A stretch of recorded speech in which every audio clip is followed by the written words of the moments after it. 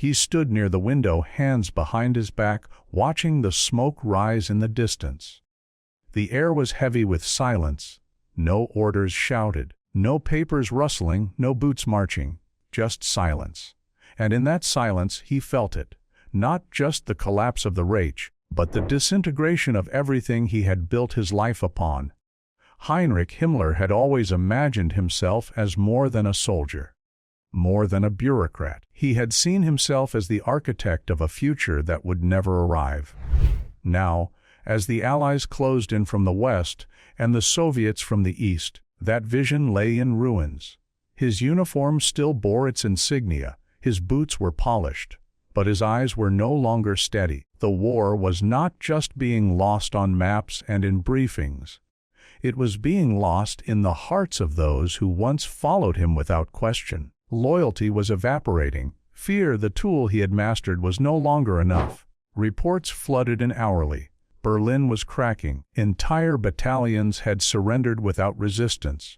Old allies had either vanished or turned against him, and the Führer, his voice on the radio, was brittle now, echoing nonsense from a bunker that reeked of paranoia. Himmler had begun to realize the truth. The empire he served was not just dying, it was already dead. But survival was a reflex. So he crafted a plan. He would distance himself, reinvent his image, negotiate. He began sending feelers toward the Western Allies, proposing that he could act as a bridge to surrender. Perhaps he could present himself as a rational alternative. Perhaps they would see value in preserving him. If not as a leader, then as a source. He imagined sitting at a table across from British or American officers, offering secrets in exchange for safety. It was a fantasy, but it was the only hope he had left. When his message reached the Führer, the reaction was immediate. He was stripped of all titles, condemned, a traitor. His name was erased from Nazi records in a single sweep. The man who once controlled the SS, the Gestapo, and the concentration camps, reduced to a ghost in his own regime. No one took his calls after that. No one saluted. He was alone. Himmler fled Berlin, disguised, shaved, dressed as a low-ranking soldier. He carried forged documents and an aching fear that his face would betray him. It did. He was caught at a checkpoint in the north. British soldiers questioned him, noting the odd behavior. Something didn't match: his posture, his accent, his silence. They took him in. Fingerprints were checked. Confirmation came swiftly. Heinrich Himmler was no longer a commander. He was a prisoner. They searched for him. A cyanide capsule was found, hidden in his mouth. They removed it. But hours later, during a second examination, he twisted his jaw. "It's a bit hard." The capsule cracked. The poison spread instantly. His body convulsed, foam at the mouth, eyes rolled back. Within minutes, he was dead. There was no trial, no courtroom, no justice system, just poison and silence. And so, in a small interrogation room far from the grandeur he once commanded, Heinrich Himmler faced the final truth. When the end came, there would be no redemption, no rescue, just the weight of his crimes and the silence of the world that refused to save him. His death did not bring closure. Not to the families, not to the witnesses, not to history. It was too fast, too simple, for a man responsible for building the machinery of mass murder. Death by capsule felt like an escape, not a punishment. But those who found his body did not speak of revenge. They spoke of documentation, of evidence, of making sure that the world would remember what he had done. His body was buried in secret, unmarked, anonymous. A man who once believed he would be remembered for centuries was now a forgotten grave in the dirt. But before his final flight, there had been signs. His journals revealed a shift. Pages once filled with plans and logistics turned chaotic. Scribbles, doubts, worries. One entry described a dream, him running through a forest, chased by children's voices. Laughing, screaming. He couldn't see them, only feel their presence. He woke drenched in sweat. The next morning, he doubled the guards at his door. Even his closest aides noticed the change. He had grown paranoid. Meals were tested. Doors were locked 3 times. He spoke to mirrors. He held conversations with ghosts, officers long dead, names erased from command, all of them standing trial in his mind. In those final weeks, it was no longer the Allies who haunted Himmler. It was the weight of his choices. He tried to rewrite his story. He claimed he had always been practical, not ideological. He insisted that the camps were logistical responses to war, not tools of genocide. He used words like necessary and inevitable. But no one was convinced. Too many documents, too many witnesses, too many corpses. His interrogation transcripts show moments of hesitation. Asked about orders he signed, he deflected.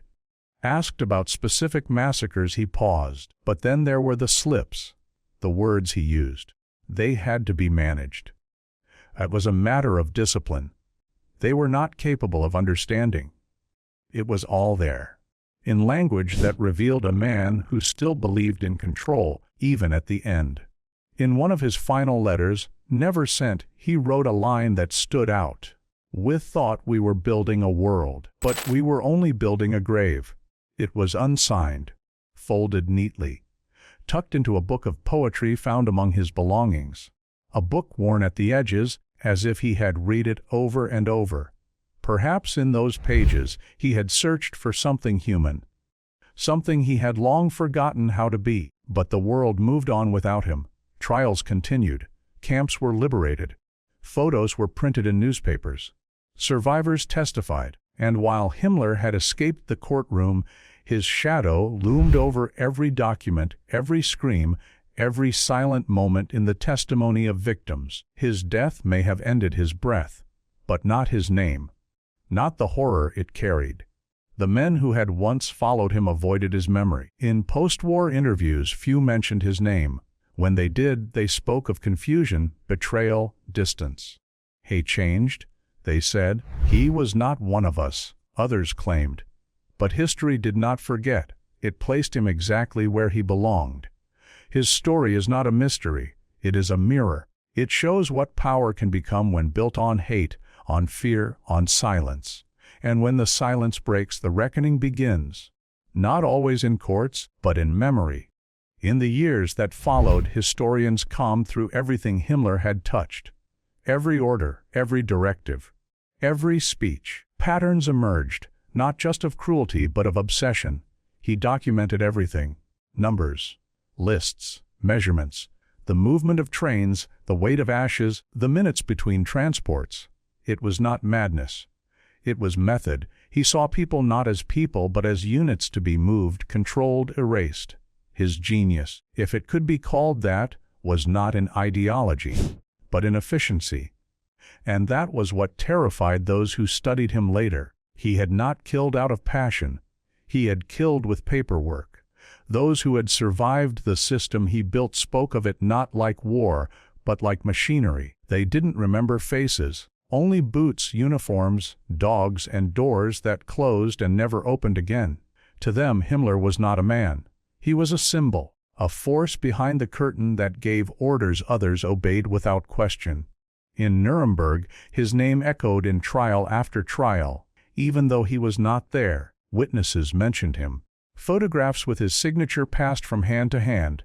Judges read his memos aloud. It became clear he had not been an outsider to the crimes. He had been at their center. What disturbed prosecutors most was the tone in his documents. Not rage, not cruelty, but detachment, like a manager writing factory reports. Processing complete. Transfer successful. Final solution implemented. These were phrases that came from his office. Clinical, cold. Human lives reduced to protocol. One investigator noted, he did not scream, he did not strike, he typed. And yet, despite all this, Himmler had tried to save himself. He had believed he could walk away from it all, change uniforms, change names, walk among the people he had once hunted. Perhaps he believed that history was something you could step out of. But history held on. The crimes were too vast, the dead too many, the survivors too clear in their memory. Even in disguise he could not hide. His mannerisms gave him away. The way he avoided eye contact, the stiffness of his walk, the way he used certain words. A British soldier who had arrested him later recalled, he kept reaching for control. Even then, even when caught. When the capsule ended his life, it ended his voice. But his documents spoke louder. The archives he left behind became evidence, not just of guilt, but of how evil can hide behind structure, order, and command. Today, there are no statues, no honors. His legacy is not marked with medals or monuments. It is marked in memorials built over mass graves, in names etched into walls of remembrance, in the silence of train tracks that no longer carry the condemned. Himmler's reaction, when the end was near, was not heroism, not defiance. It was fear, fear that the world would know, that they would see not a leader, but a coward, not a visionary, but a bureaucrat of death. And they did. The days just before his capture were a slow unraveling. He moved from one safe house to another, each time with fewer guards, fewer allies, fewer options. The roads were blocked. The countryside was filled with refugees, deserters, and resistance fighters. Every step was risk. Every checkpoint was a chance to be recognized. He no longer walked like a commander. He hunched, avoided eye contact, mumbled when addressed. His SS uniform was gone, replaced with the rough clothing of a field medic. The forged papers named him Heinrich Himmler.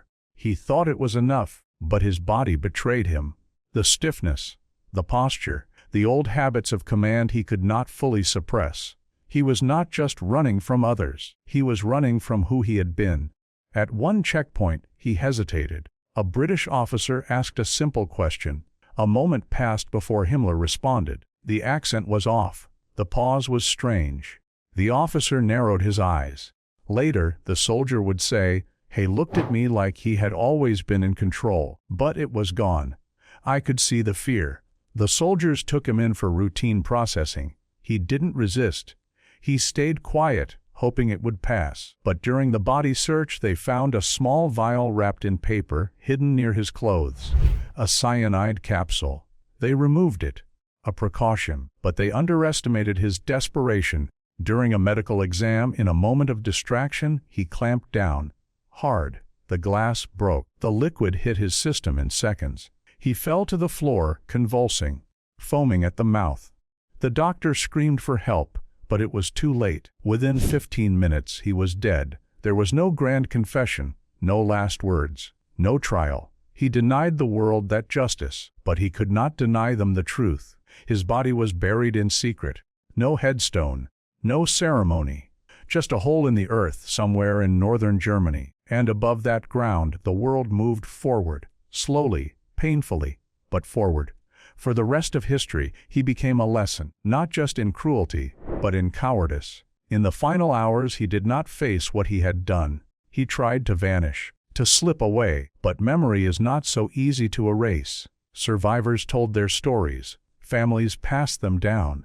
Children grew up visiting camps turned into museums. Educators showed the photos, played the tapes, read the testimonies aloud in classrooms. The words, "never again," were spoken because of men like him. And so, even though Himmler's reaction to the end was silence and poison, his name became loud, not in celebration, but in warning. Somewhere in an old war archive, a photograph remains grainy, black and white. It shows Himmler at a railway station flanked by SS officers. He is smiling, just slightly, as he looks toward the incoming train.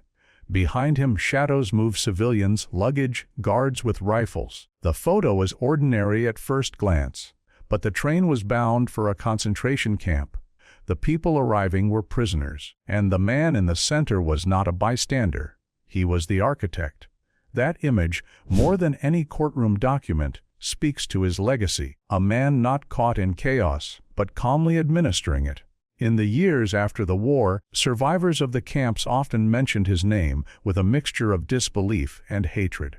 Not because he was the loudest, not because he was the most violent, but because he turned genocide into a job description, because he smiled while people vanished. Even his colleagues, when interrogated, described him as cold, calculating, haughtily convinced. He rarely shouted, rarely lost control. But when he gave orders, people died. He believed in control, in purity, in silence.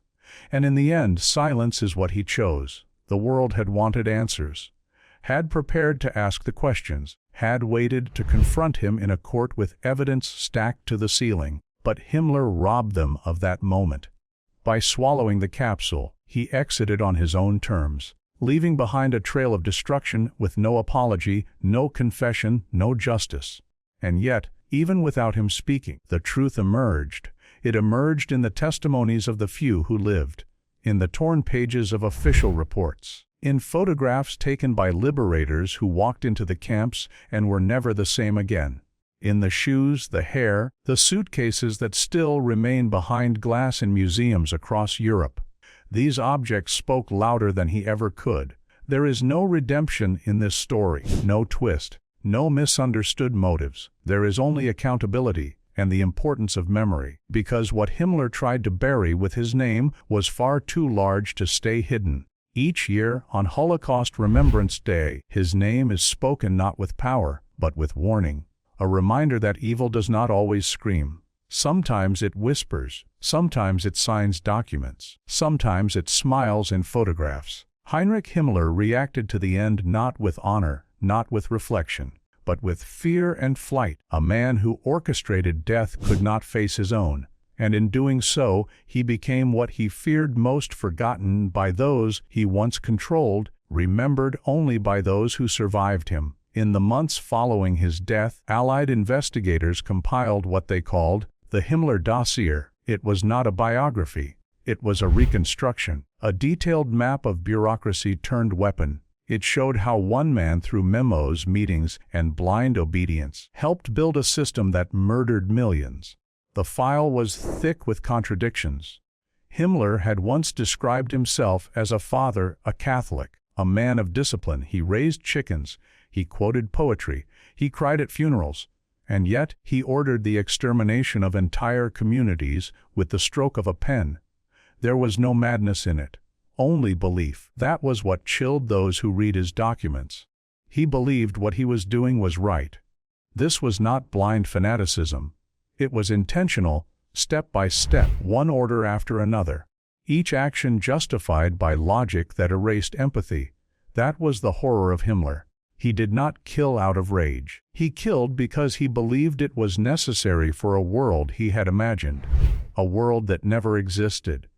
There were photographs taken inside his office, a neat desk, books on shelves, a globe, personal notes to his wife, a photograph of his daughter. He lived a life of normality on the outside, while managing a machinery of death beneath it. It proved something horrifying, that cruelty can wear the face of ordinary. Psychologists who reviewed his files noted the absence of guilt. In diary entries, he often complained about lack of sleep, about poor discipline in subordinates, about missed targets, but never about death, never about pain, never about what the trains delivered. And when he tried to negotiate his own survival, he did not offer regret. He offered utility. He told intermediaries he could help stabilize Germany, that he could be a useful contact, that he was still valuable. He never admitted to failure, only to a tactical miscalculation. But history saw through it. He was not valuable. He was a symbol of everything that had collapsed. He had led with fear, and when fear no longer protected him, he had nothing left. In the ruins of the Third Reich, as Germany lay broken, the world made a decision to remember not just the victims, but the men who made them victims. Himmler's name would not disappear. It would not be hidden in a shallow grave or erased by a pill. That memory, once awakened, does not let monsters sleep. Years later, in courtrooms around the world, his name still echoed.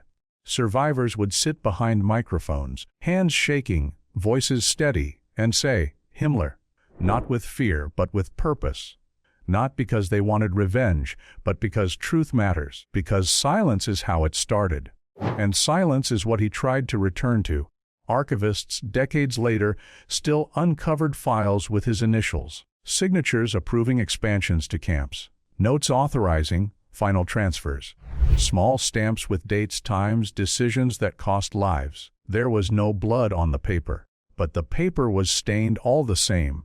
He had not just given orders, he had shaped the structure, rewritten laws, created departments, promoted men who shared his beliefs, replaced judges, controlled newspapers. His reach was not measured in miles, it was measured in systems.